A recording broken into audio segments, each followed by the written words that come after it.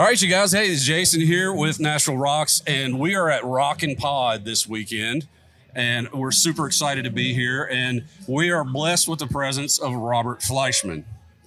Thank you for being here. Thank you for having me. Appreciate it. Oh, yeah, and you've got some new stuff that you're going to be promoting, right? Yes. But before we do that, Yes, I know. you want to hear the history, right? Yes. And you've had Ask away. You've had some huge high points in your career, and starting off really in your career at a very young age, right? Yeah. What were the tough times like before the first hits?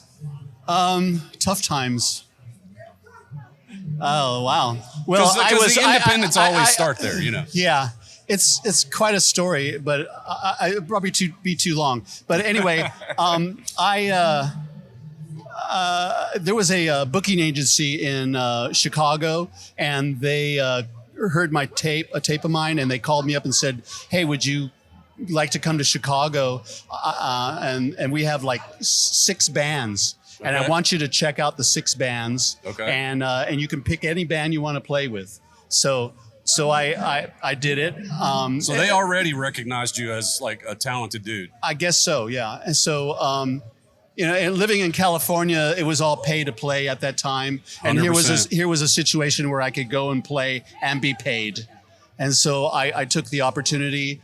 It was a guy named What are we talking about? Are we talking about like $300, $150? The reason I ask these questions is because I like to address the independent musician all the time. Oh, what was it like then to get paid?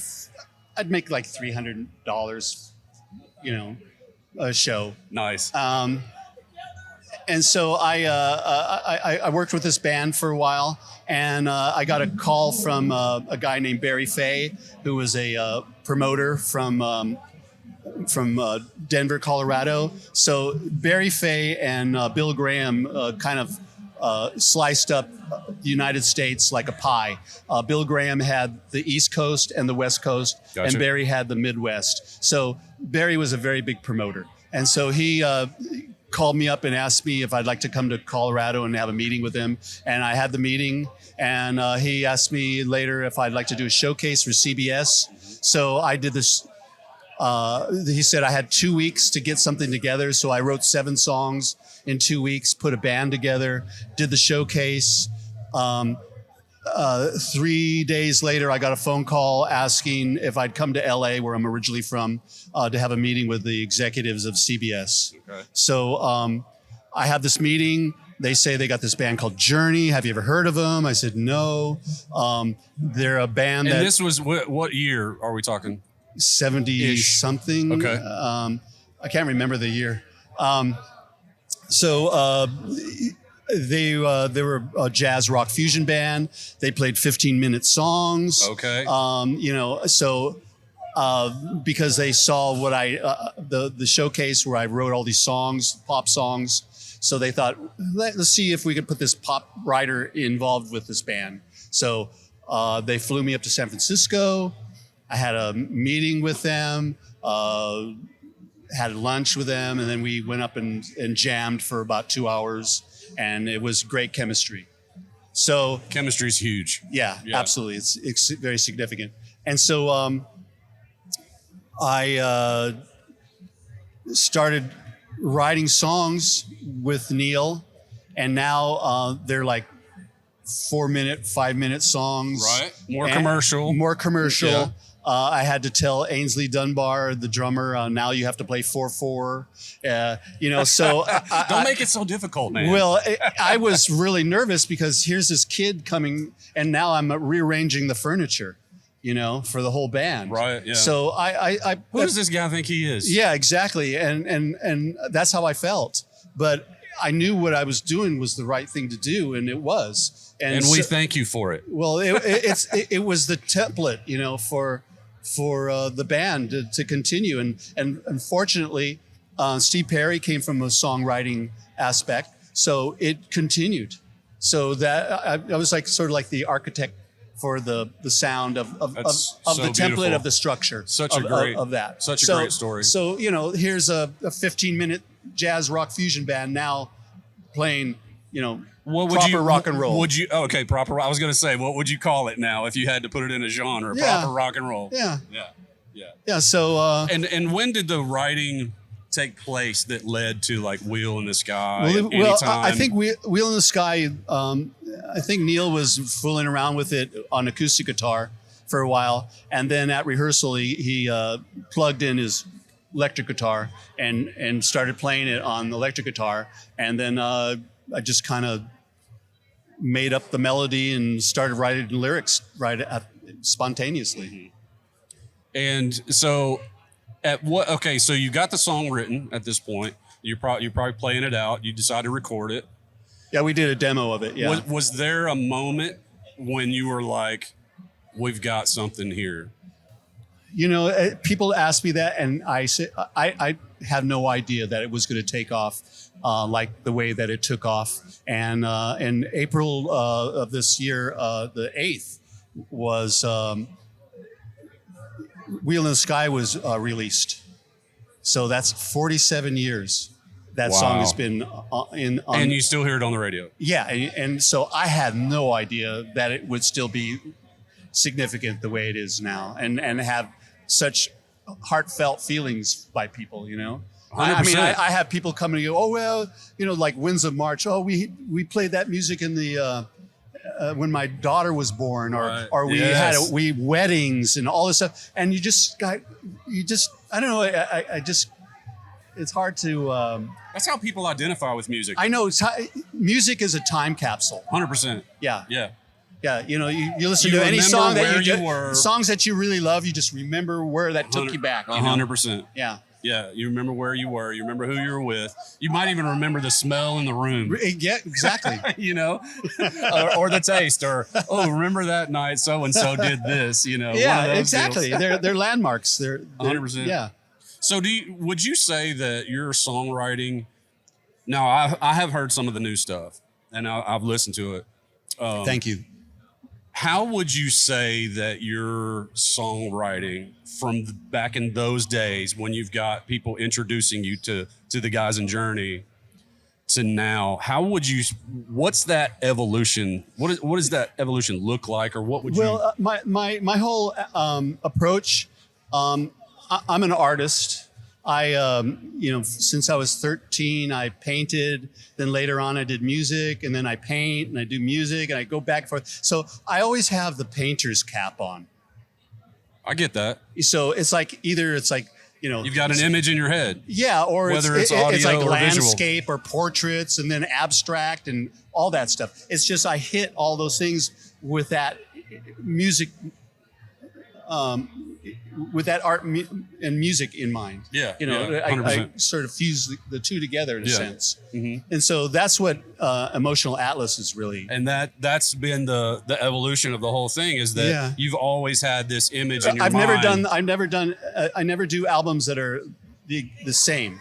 Right. I have one album, Dreaming in Tongues, acoustic guitars and cellos. Nice. You know, cello can be pretty awesome. I love cello. Absolutely. Yeah, love them. And then I did The Sky, which was more like the first album was very garage-like, very English kind of tone to it, English pop rock. And then Sky Majestic is very much more produced.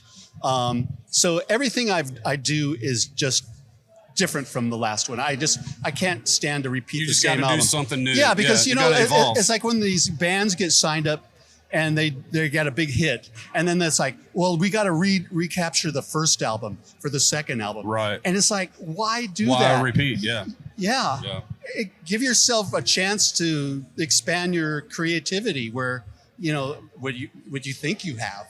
Yeah, 100%. And so I've been fortunate to be able to be in that position to do that, and not have to worry about what anybody thinks it's going to, by executives and stuff like that. Right. So how do you think, taking a totally different mind trip here, but how do you think the road has changed? Like when you're doing performances now versus when you were doing them back then? You're just done performing. Your studio now. I've always been a lab rat. Okay. Yeah, I don't really care about playing or having to be up in front of people and stuff. My whole thing is being in the laboratory. Nice. And experimenting and and do You the got thing. your own studio at the house. Yeah, and I you do don't, have you my- don't even have to leave the property to go record an idea. Exactly. That's fantastic. Yeah. That enables you to kind of experiment with something. You get something hits you, run to the studio. Exactly. Right. And my you know, my peers in my head are like, you know, Bowie, Peter Gabriel, Right. you know, Lennon. And I can hear a little Peter Gabriel in there. I can all, hear it. all Yeah. that stuff. But it's not that I'm trying to emulate anything. Right. It's just all my life. It's inspiring. I've just had. It's just my style. Yeah. You know, I just have a style. Yeah. And So- I try to change it up all the time. So are they too. like babies? Are your songs like babies? Of course, they're like babies. Okay. Let's find the ugly baby. Ugly No, baby. let's not find the ugly baby. That's not what I'm going for. trying to figure- What I'm going for is the pretty baby. Do you have, like, on your new release, do you have something that is like your favorite? It's like your prize. Well, I really to show love everyone. I really love Great Lake View. Great Lake View. Nice. Yeah, yeah.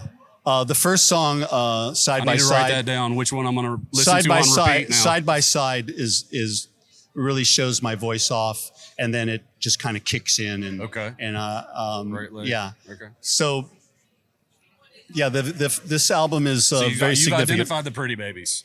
That's good. Yeah, I think the whole album is my beautiful baby. And see, and that's from someone who lived through an era where you put out an album, right? And I feel like nowadays, and you know how the music business has changed and evolved over time, and it's all Immensely. about immensely. It's about singles now. It's Yeah. about Spotify. It's about and, you know, and it's about being 12 years old. your social media. You know, Yeah. I totally get that. But you lived through that time where you did put out an album, and you've still chosen to do that, right? Yeah. So tell us about it. Let's get it up here. I want to see this thing. He's got it on CD as well. Yeah, watch out. There's a There's a lot of moving parts there. A lot of moving parts. So this is what we got here. You see that? Yeah. And I'm going to put my mic down Okay. so I can handle this thing. So you can open it up. And see, that's, you know, I'm not on mic anymore, but that's the image. That's your artistry right there. Yeah. But you're also looking at the technology. Yes. And here's the album, Oh, that's sweet. Yellow. And the other one is Blue. A blue Vinyl album. will never die. Yeah, I hope. It's a very expensive package to put together, but I didn't care because I wanted the outcome. Well, it's visually stunning. Absolutely. Yeah. And then there's the blue one. The blue and you got vinyl is really fantastic. Got the CD too. That's like almost like an album. Yeah. That opens up as well. And I really like the new stuff. It's kind of I might age myself, but it's kind of almost trippy. Can I say it Yeah, like that? it's trippy. It's kind of like an experience. Yeah. I It's wanted. not like you're gonna go like we're at a metal thing. Right, this I know weekend. that. We're not gonna bang our heads to your new stuff. No, you're not. But you're we're going to take a mental experience it. ride. Yes. You know, 100%. A lot of people say it reminds me of Pink Floyd. It's a kind of an album that you put down the needle and you just kind of go with the flow of the whole thing and you listen to 100%. it all at once and That's get right. the experience. So you got to listen to the whole thing. Yeah. 100%. Yeah. I yeah, love that. yeah, I me love that. too. So, as far as like the writing, you were talking about one of your favorite songs. What does your writing process look like? Like you hit that spark, you run to the studio. Do you have a specific direction that you go? Do you have a specific thing that almost happens first every time, or? No, it differs all the time. But on this one was kind of a very, like I said, it was putting on the painter's cap. Yes. And so there's songs on there where I would record a drone. Okay. Of a sound. Okay. And then I would put another drone on top of it. Okay. And then another one. And then I'd put the headphones on. And then I would hear these harmonics Of course. going. Yeah. And then I'd sense a pattern to it. And then I would start singing over that melodic pattern. And then Created a chord. Exactly. Yeah. Exactly. Yeah. And so some songs there's really no chord changes, but there's because of the way the lyrics are stamped. Yes. You know, and then basic lyric of verse, B section, chorus. So I have that there. And so by that, it would give the impression that there are chord changes. Right. But there aren't any chord changes. Right. And that's what I really loved about it, because yeah. it's such a beautiful orchestrated accident. Yes. I like that. I like that a lot. So let's talk about where we can get. You can get music. It at robertfleischman.com. Okay. And you get it there, and it's on Spotify and Apple. That's where I listen to it, by the way. Yeah, and then you can listen to it on YouTube also. And on YouTube, they have it in Dolby Atmos. Okay. So yeah, I mixed the album in Dolby Atmos. Oh, so that's the experience right there. Yeah, in Dolby Atmos, it really is an experience. Ooh. So all the new cars that are going to be coming out, they're all going to be set up with Dolby Atmos systems in all the new cars. Yeah. And everything is going to be transitioning to Dolby Atmos. Nice. And so... So you're also an engineer. Well, to a certain degree, yeah. I mean, I've been in the studio so long. What's the benefit we're going to get from Atmos? It's more of a immersed. It's like 3D music. Okay. You know, it just surrounds. Is it the same thing as like mixing 5.1 or 7.1 or whatever? There's just more definition in playing with the atmosphere. Okay. Yeah, it's immersive. Okay. Yeah. So that. all the record companies are asking bands to do everything in Dolby Atmos, because that's going to be the setting in the future. Right. So I'm a little bit ahead of the curve. Okay. But that's okay. He says going in vehicles and all that kind of stuff. Yeah. That's going to be great. Yeah. And an album like yours is going to sound fantastic in an environment like that. Yeah. If you have 5 speakers in your car and you listen to it on Apple or whatever, you'll get the sensation of it. Nice. Now, did somebody come to you and say, "Hey, you should mix this in Atmos," or were you like looking at the technology that was coming, and you were like, "Hey, I want to be on this"? Yeah, my friend Alan Doucette, he mixes movies for Disney. Nice. And so he has a whole Atmos system at his house. So Beautiful. I flew to. So do you take your tracks and then you go? I go to Woodstock, New York. I go there and we do it. Nice. That's fantastic. How are we doing on time, you guys? Are we? Well, I'm not worried about him. I'm wondering if he's got to go somewhere else. How are we doing on Christina. time? We have more time? So we can nerd out for a little bit. Okay. We got till what? Got 3 or 4 minutes or so. Okay. So let's talk about the nerdy side of this thing, about your engineering, because I've got technically a degree in music engineering. So you've gone obviously from analog 2-inch tape to digital. To digital. Now everything's on a hard drive. You're taking files and you're doing Atmos. So I'll tell you. Okay, I was going to say, I've got so many questions in here. I don't even use a computer. Okay. I just have it all in DAW. And I have one of those Tascam 32 tracks. Okay. So I recorded everything on the 32 track at home.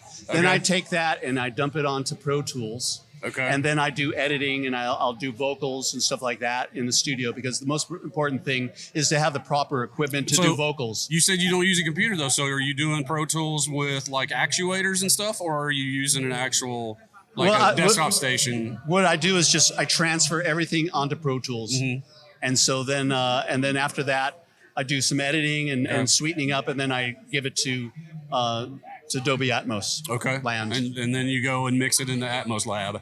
Yeah. Right? Yeah. That's fantastic. That's awesome. The album is not in Dolby Atmos, because you can't do vinyl. You can't do that yet. Yeah. But the digital, someday, digital file, you're going to be able to do that. So when you got started, at what point did you realize that you would move from writing and tweaking on your amp, right, to I'm going to mix my own stuff? I've done it all my life. Just even when you were doing like a 4-track, even when or I had tape? even when I had those 4-track cassette, Yeah. ones. Right. I can't remember what they called them. Right. But I would do those, and I would play them for people and go, where'd How'd you get all that onto a cassette? Yeah. And That's so because it was just a matter of your ear and balance and your whatever your style is, you know, and that's and were what you doing comes that out. before they recognized you and wanted to introduce you to Journey? Yes, I Yeah, was. you were already doing that. Yeah, So you've been engineering all this time. when I was a kid, I got a little Norelco tape recorder, little Nice. reel-to-reel with a little Nice. tiny microphone, and my parents had a big Magnavox stereo system in the living room, and I didn't have a record player in my room or anything, but I had this recorder, Nice. and I used to record the Beatles, on there, Yeah. like the first Beatle album. Yeah. I got it for Christmas, and so I would record it, and then I would listen to it in my room, and I would sing along with it. So then finally, I would, when nobody was around, I would crank it up, turn on the tape recorder, and sing along with the Beatles stuff. Yeah. And so I would blend in. I just could blend right in. Another artist also influenced by the Beatles. Yeah. And so, absolutely. Yeah. So I would just blend in. And so then later on, I saw that a girlfriend of mine, her dad had a tape recorder, reel to reel. And Yeah. he'd let me borrow it. Oh. And I'd do that. And then I would borrow somebody else's.